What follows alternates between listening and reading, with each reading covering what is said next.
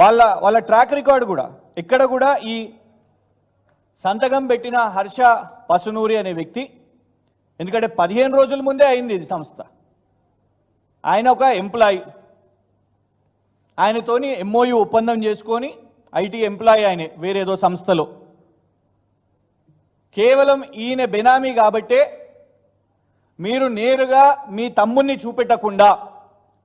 ఎక్కడ కూడా ఈ ఫోటోలో మీ తమ్ముడు కనబడతలేడు, ఎందుకు అంటే మీ తమ్ముని తరఫు నుంచి ఈ హర్ష పసునూరి ఇక్కడ నిలబడి ఒప్పందం చేసుకున్నాడు కాబట్టి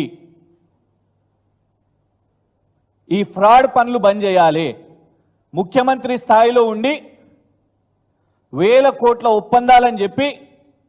మీ తమ్ముళ్లను సెటిల్ చేయడానికి, దందాలు చేయడానికి 30 మందిని, ఒకటి కాదు రెండు కాదు, డెలిగేషన్ అధికారులను గతంలో కేటీఆర్ గారు వెళ్ళినప్పుడు ఐటీ శాఖకు సంబంధించిన సెక్రటరీలు, ఐటీకి సంబంధించిన టీ హబ్లు అట్లాంటి వాళ్ళు వెళ్ళిండ్రు. కానీ ఇవాళ రాష్ట్రానికి చెందిన చీఫ్ సెక్రటరీ గారు అక్కడనే ఉన్నారు, ఫైనాన్స్ సెక్రటరీ గారు అక్కడనే ఉన్నారు, ఇండస్ట్రీస్ సెక్రటరీ అక్కడనే ఉన్నారు, ఐటీ సెక్రటరీ అక్కడనే ఉన్నారు, ఎమ్మెల్యేలు కనబడుతున్నారు, ఆఖరికి మీ పార్టీ నాయకులు కూడా కనబడుతున్నారు, మీ జిల్లా అధ్యక్షులు, డీసీసీ అధ్యక్షులు కూడా కనబడుతున్నారు, రోహిన్ రెడ్డి అనే వ్యక్తి కూడా కనబడుతున్నాడు.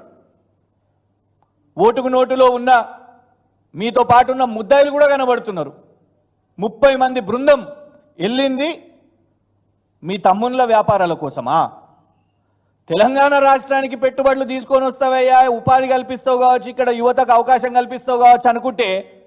నువ్వు మీ తమ్ముళ్ళ కోసం అమెరికాకు పోయి ఇట్లాంటి ఒక 15 రోజుల ముందు మొదలైన కంపెనీలకు స్వచ్ఛ బయో అనే కంపెనీకి